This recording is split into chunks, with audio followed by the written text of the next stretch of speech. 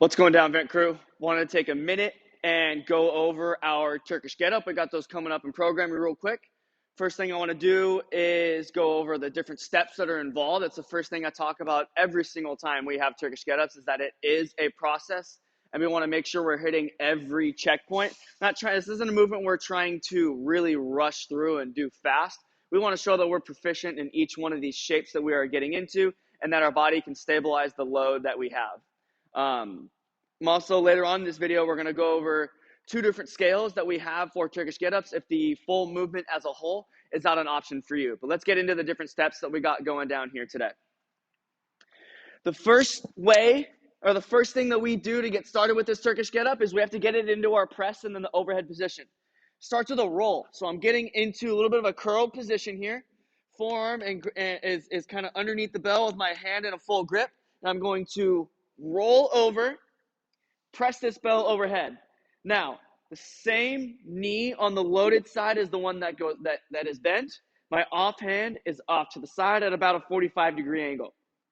From here, I press onto my elbow to my hand, bridge my hips up, leg through into a lunge shape, side bend, stand up. We're going to go through the steps in reverse now.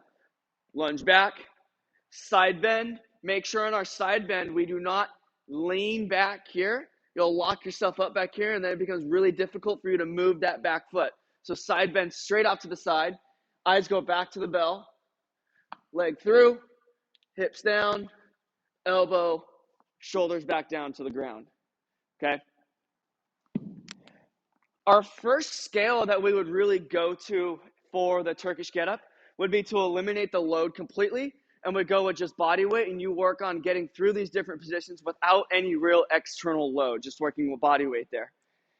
If doing the whole movement as a whole is not an option for you, there's two different ways that we can split this thing in half, right?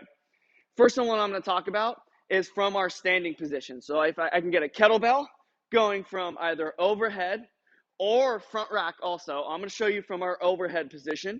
We would go into a reverse lunge, side bend back up, stand up.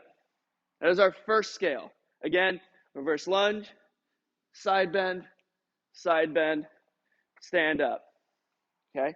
Our second scale comes from the floor. This one's going to be a little bit more core demanding for you guys. Curled position again.